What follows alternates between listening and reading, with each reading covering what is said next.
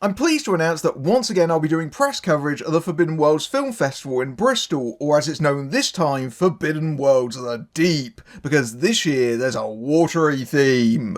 In case you don't know, it takes place at the Bristol Mega Screen in the Bristol Aquarium, which was a former IMAX screen that was left abandoned for decades until it was revitalised by the folks running the festival. I've talked about it previously on this channel. I remember visiting it as an IMAX as a kid, and fittingly the festival kicks off with the premiere of Arthur Cortey's The Big Picture, a documentary looking at the history of the mega screen, and what better place to see it than in the very place it's about. And it really is an amazing space to revisit some old classics, or just see them for the first time on a massive screen with ass-kicking sound. The lineup includes the late James Earl Jones in 80s horror Blood Tide, the 4K restoration of The City of Lost Children, there's classic Jaws knockoffs Orca and Alligator, the full 3-hour Ulysses cut of Waterworld also gets its first UK theatrical showing. Speaking of which, David Tui's submarine thriller Below and the classic kaiju movie The Whale God are also being shown on the big screen for the first time ever in the UK. There's also a mystery movie that I genuinely have no idea of, and some inspiring new talent get to showcase their short films on the biggest screen in the south of England. But that's not all, because the legendary producer of The Terminator and The Walking Dead, Gail Ann Hurd, is the guest of honour, and she'll be introducing screenings of Battle Beyond the Stars, Aliens, and Tremors, and talking about working with Roger Corman and James Cameron. And there's also a 40th anniversary screening of Young Sherlock Holmes, with the cast doing a Q&A afterwards.